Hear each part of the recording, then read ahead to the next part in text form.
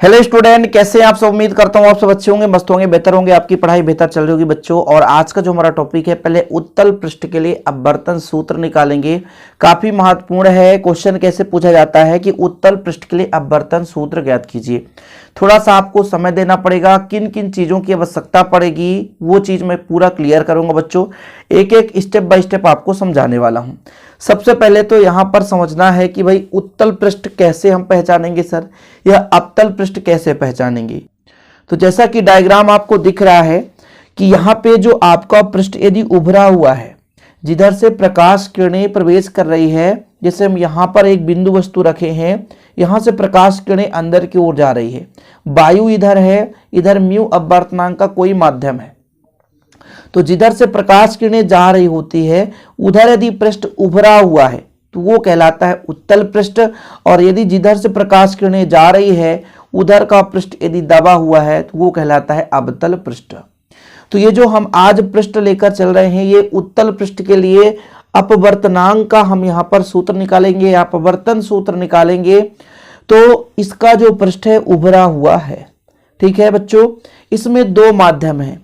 यहाँ पे जो आपका उत्तल पृष्ठ है, इसके बाहर वायु है जिसे विरल माध्यम लेकर चलते हैं। इसके अंदर जो आपका सघन माध्यम है, म्यू अपवर्तनांक का एक सघन माध्यम है। दो माध्यम है क्योंकि अपवर्तन हमेशा दो माध्यम में ही संभव हो सकता है। यदि दो माध्यम नहीं है तो वहां पर अपवर्तन नहीं होगा। अब प्रकाश किरणें वायु से चलती है सघन माध्यम में, विरल से सघन माध्यम में, तो अपवर्तन का सिद्धांत आपने पढ़ा है, अपवर्तन पढ़ा है। अपवर्तन किसे कहते हैं बच्चों? जब प्रकाश किरणें एक माध्यम से दूसरे माध्यम में जाती है तो अपने मार्ग से विचलित हो जाती है, और यदि वो विरल से सघन में जाए तो अभिलंब की ओर झुक जाती है। जैसा कि यहाँ पर एक बिंदु वस्तु O है, यहाँ से प्रकाश किरणें यदि जा रही है OA, तो प्यारे बच्चों OA से आगे सीधे ना जा करके इधर झुक गई है क्योंकि ये अभिलंब है। ये अभिलंब है, पृष्ठ का अभिलंबवत यहाँ पर एक रेखा खींचा जो अभिलंब है, जो कि वक्रता केंद्र से होकर जाता है या वक्रता केंद्र को टच करता है, छूता है। तो ये अभिलंब की ओर झुक जाता है। कोई भी प्रकाश किरण यदि विरल माध्यम से सघन माध्यम में जाए, कहां से बच्चों? विरल माध्यम से सघन माध्यम में जाए तो अभिलंब की ओर झुकती ही झुकती है। ये डायग्राम में आप थोड़ा समझेंगे। अब यहाँ पे जो उत्तल पृष्ठ बच्चों, यहाँ पर देखो S है, ये P है, ये S डैश है। मतलब हमारे पास एक उत्तल पृष्ठ है। वो कौन सा पृष्ठ है? S P और S डैश। हमारे पास एक उत्तल पृष्ठ है। कौन सा पृष्ठ है? S P S डैश एक उत्तल पृष्ठ है जिसका ध्रुव P है, वक्रता केंद्र C है। ये चीज तो आपको लिखना ही पड़ेगा कि S P S डैश एक उत्तल पृष्ठ है, ठीक है, जिसका ध्रुव P है तथा वक्रता केंद्र C है, ठीक है। आगे देखिए, इस पृष्ठ के बाईं ओर एक माध्यम है जो कि वायु है, विरल माध्यम है, और इस पृष्ठ के दाईं ओर म्यू अपवर्तनांक का कोई माध्यम रखा हुआ या कोई माध्यम स्थित है, ठीक है। इतना क्लियर है। आप 2-3 लाइन आसानी से माना लिख लेंगे। सभी बच्चों को दिक्कत होती है कि सर माना हमको रटना पड़ता है, माना ही तो हमको समझ में नहीं आता, जबकि बहुत ही सिंपल है। हमने कहा एक पृष्ठ बना लो बच्चों, या एक पृष्ठ बना लो, ठीक है। ये पृष्ठ हो गया। पृष्ठ वो कौन सा? उत्तल है, S P S डैश है। इसके बाएं ओर वायु या विरल माध्यम है, दाईं ओर सघन माध्यम है। इस पृष्ठ का ध्रुव P है और यहाँ पर C जो है वक्रता केंद्र है।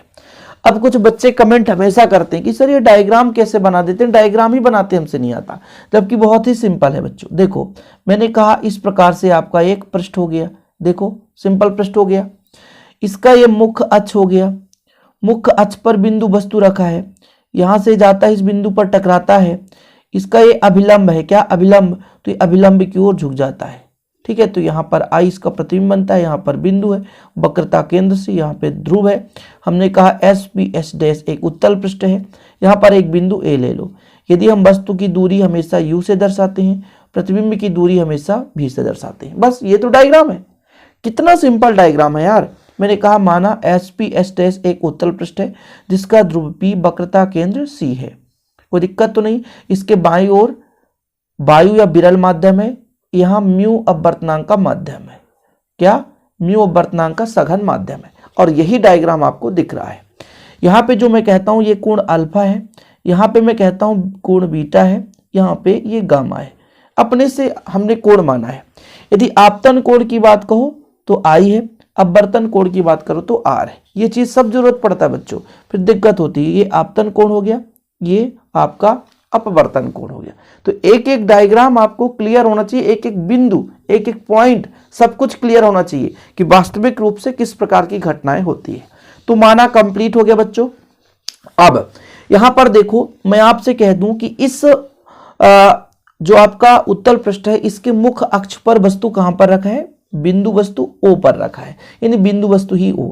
अब इस वस्तु से प्रकाश किरणें चलेंगी।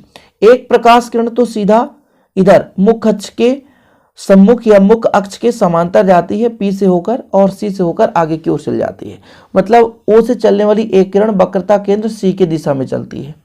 दूसरी प्रकाश किरण O से चलती है, A पर टकराती है और अभिलंब की ओर झुक जाती है, AI दिशा में जाती है। ठीक है, तो बच्चों यहां पर जो आपतन कोण है ये I और अपवर्तन कोण है R। अपवर्तन कोण क्यों कहेंगे? क्योंकि प्रकाश किरण एक माध्यम से दूसरे माध्यम में जा रही है। तो हम यदि कह दें आपतन कोण तो O A, इधर आप कोई बिंदु दे दो, जैसे मैं यहां पर दे देता हूं N। कौन सा बिंदु? N।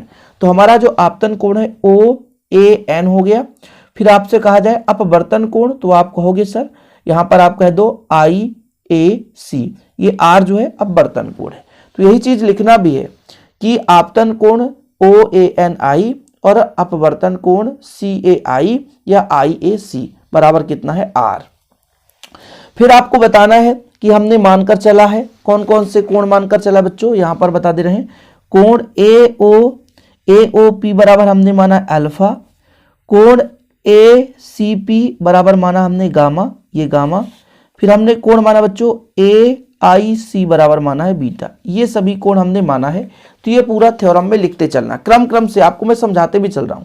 ये सारे कोण मैंने लिख दिया है, कोई दिक्कत तो नहीं है। अच्छा, अब आपको यदि कहा जाए कि स्नेल का नियम, अपवर्तन का दूसरा नियम, कि भाई जो आपतन कोण होता है, जो आपतन कोण होता है और अपवर्तन कोण होता है, उनके ज्या में एक निश्चित अनुपात होता है, साइन I बटे साइन R। उनमें एक निश्चित अनुपात होता है जिससे हम अपवर्तनांक भी कहते हैं। किंतु ये माना गया कि यदि लगभग साइन I का मान I के बराबर हो जाए, साइन R का मान लगभग R के बराबर हो जाए, तो म्यू बराबर I बटा R कर दोगे, तो I बराबर म्यू R कर दोगे, एक समीकरण निकल कर आ जाएगा, एक समीकरण प्राप्त हो जाएगा, म्यू बराबर I बराबर म्यू R। ये समीकरण है, इसकी हमको जरूरत पड़ेगी बच्चों, कोई दिक्कत तो नहीं। I बराबर म्यू R, यहां तक कॉन्सेप्ट क्लियर है। यहां तक यदि सब कुछ समझ में आ गया होगा तो आगे भी मजा आने वाला है। ठीक है, तो देखो जरा, मैंने स्नेल के नियम से लगा दिया साइन I बटा साइन R। यदि I और R का मान अत्यंत कम हो, यानी साइन I का मान लगभग I के बराबर हो और साइन R का मान R के बराबर हो, तो साइन I की जगह I लिख देता हूं बच्चों, और साइन R की जगह R, तो I बराबर म्यू R निकल कर आ गया। यहां तक चीजें क्लियर हो? मैंने कहा समीकरण आप लोग दे सकते हैं, समीकरण 1 है, ये समीकरण 2 है। समीकरण इसको हमने 1 माना और इसको समीकरण 2 माना। समय लगता है यार, किसी भी थ्योरम को प्रूव करने में समय लगता है, थोड़ा सा समय आपको देना पड़ेगा। आप सोचोगे कि 1 मिनट में तो ये इम्पॉसिबल है। अब बच्चों आपको एक बहुत बेहतर चीज यहां पर सीखने को मिलेगा कि मान लीजिए कोई हमारे पास त्रिभुज है। यदि त्रिभुज है और त्रिभुज में एक कोण बहिष्कोण है, जैसे मैं कहता हूं I, यहां पे हमारा अल्फा है और यहां पर हमारा मान लीजिए बीटा है। ठीक है, ये बीटा है। ठीक, यहां पर देखो बीटा ना करके गामा करो, ये गामा करो। हमने कहा O, हमने कहा यहां पे A और हमने कहा C। देखो बच्चों, त्रिभुज का ये नियम है, त्रिभुज का जो नियम है, यानी किसी त्रिभुज के यदि एक भुजा को बढ़ा दें तो जो बाहर कोण बनता है उसे कहते हैं बहिष्कोण। क्या बोलते हैं? बहिष्कोण। थोड़ा समझने की कोशिश करेंगे। यदि किसी त्रिभुज में एक भुजा को बढ़ा दें, कहीं भी बढ़ा दें, तो ये जो कोण बनता है बच्चों, ये कहलाता है बहिष्कोण। क्या कहलाता है? बहिष्कोण। ये बहिष्कोण है। कौन सा कोण है? बहिष्कोण। और जो बहिष्कोण का मान होता है उस सम्मुख कोणों के योग के बराबर होता है। यदि मैं I बराबर कहूंगा तो कहोगे आप लोग कि सर यहां पर अल्फा है, ये क्या है? अल्फा है, तो अल्फा हो जाएगा, और यहां पे जो आपका गामा है तो गामा हो जाएगा। यदि मैं एक एग्जाम्पल के तौर पर आपको समझा रहा हूं कि भाई अल्फा धन गामा हो गया, ये बहिष्कोण से आया, आई बराबर अल्फा धन गामा हो गया। ये बहिष्कोण से आया, कहीं दूसरे जगह से नहीं, बहिष्कोण से आ गया। इस त्रिभुज में आप देखो जरा, ओ ए सी में आई का जो मान है इन दो सम्मुख कोणों के योग के बराबर होगा। बहिष्कोण का मान त्रिभुज में सम्मुख कोण के योग के बराबर होता है, मतलब इसके सामने वाली, इसको बस छोड़ दो, सम्मुख कोणों के योग के बराबर होता है। इतना क्लियर है बच्चों। इस वाले कोण को छोड़ेंगे तो ये दो कोण है, इनके योग के बराबर होगा। इतना ही नहीं, ये आई बराबर निकल कर आया है, क्या आई बराबर। अब प्यारे बच्चों एक और त्रिभुज मैं आपको दिखा रहा हूं, कुछ इस प्रकार से त्रिभुज आपको नजर आ रहा होगा। इस प्रकार से है, फिर ये कुछ इस प्रकार से है, और यहाँ पे भुजा बढ़ा दिया जाए, ये आई है, ठीक है, आई है, यहाँ पे आपका ए है, यहाँ पे सी है, यहाँ पर बच्चों आर है, यहाँ पे आपका बीटा है, यहाँ पर आपका गामा है। अब देखो जरा, अब इस त्रिभुज में क्या नजर आ रहा बच्चों कि ये बहिष्कोण, त्रिभुज का एक भुजा बढ़ गया तो बहिष्कोण गामा है जो कि आर प्लस बीटा के बराबर है। तो यहां से मैं आर बराबर कहूं तो गामा माइनस बीटा, बीटा को पक्षांतर कर दूं तो ये मेरा आई का मान आ जाता है बच्चों, और ये मेरा आ जाता है आर का मान आ जाता है। दो चीज क्लियर है, यहां तक समझ में आ गया कि आई का मान आ गया, चूंकि आई बराबर कितना होता है, आई बराबर कितना होता है बच्चों, म्यू आर होता है, यही तो होता है आई बराबर म्यू आर। किधर गया पेन भाई। अब आई बराबर आपने कहा सर अल्फा प्लस गामा कर दो, और म्यू तो म्यू रहने दो, आर का मान है सर गामा माइनस बीटा कर दो। यही तो कंसेप्ट है। मैंने एक त्रिभुज इसको उठाया, आई बराबर अल्फा धन गामा, जब मैं इस त्रिभुज को उठाया तो इस त्रिभुज का बहिष्कोण ये गामा है, गामा बराबर आर धन बीटा, आर धन बीटा, तो यहां से आर का मान निकल गया, आर है, आर बराबर ये गामा है बच्चों, ये क्या है गामा, गामा माइनस बीटा, ठीक है। तो ये मुझे प्राप्त हो गया, कोई दिक्कत तो नहीं है। फिर से चलते हैं, पहले हमने AOC लिया, AOC लिया तो हमें आई बराबर मिल गया बच्चों, आई बराबर, इसी प्रकार त्रिभुज हमने AIC ले लिया तो गामा बराबर अल्फा धन बीटा, सॉरी आर धन बीटा, तो आर धन बीटा, तो हम आर का मान निकाल सकते हैं यहां पर गामा माइनस बीटा। यहां तक चले, आगे कोई दिक्कत तो नहीं है। फिर हम समीकरण 2 में मान रख देंगे, अल्फा धन गामा बराबर म्यू गामा माइनस बीटा, ठीक है, कोई दिक्कत तो नहीं है। ये हम मान रख ही दिए थे, यहां पर देख सकते हो हमने मान रखा था बच्चों, सेम प्रोसेस है। यहां पर अल्फा प्लस गामा रहने दो, इधर दी गुणा करेंगे तो म्यू गामा हो जाएगा और म्यू बीटा हो जाएगा, कोई दिक्कत तो नहीं यहां तक, ठीक है। अभी माइनस का इधर आएगा तो प्लस हो जाएगा, तो अल्फा प्लस म्यू बीटा, और इधर ये जाकर गामा माइनस में हो जाएगा, म्यू गामा माइनस गामा, ठीक है। अब इसमें से गामा ले लें, अल्फा धन म्यू बीटा रहने दो, गामा यदि गामा ले तो म्यू माइनस 1 और ये गामा हो गया, कोई दिक्कत तो नहीं। यहां तक समझ में आ गया, यहां तक पूरा कंप्लीट समझ में आ गया, आपको स्टेप बाय स्टेप समझ में आ रहा होगा। अब चलिए बच्चों फिर से चलते हैं हम किस पर, उसी डायग्राम पर, क्योंकि बिना डायग्राम के आपको सॉल्व करना कठिन है बच्चों, बिल्कुल कठिन है, ये बिल्कुल कठिन है। अब डायग्राम समझ में तब आएगा बच्चों, है ना, जब आप बेहतर रूप से स्टार्टिंग से देख रहे हैं। मैं आपसे कह दूं कि कोण बराबर क्या होता है, तो कोण बराबर आप कहोगे चाप बटे त्रिज्या, चाप बटे त्रिज्या, यही तो है। तो मैं सबसे पहले अल्फा बराबर कहूं, अल्फा का चाप होगा AP, त्रिज्या कितना हो जाएगा PO।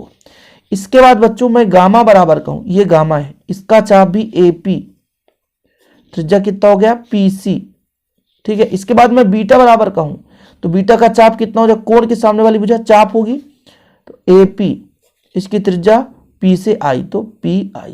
कितना सिंपल है यार, कितना सिंपल है। अब इसको यदि मैं मान रखूंगा बच्चों इस पर, देखो जरा यहाँ पे मैं आपको पूरा विधिवत दिखाता हूं, यहां तक मैंने करा दिया था।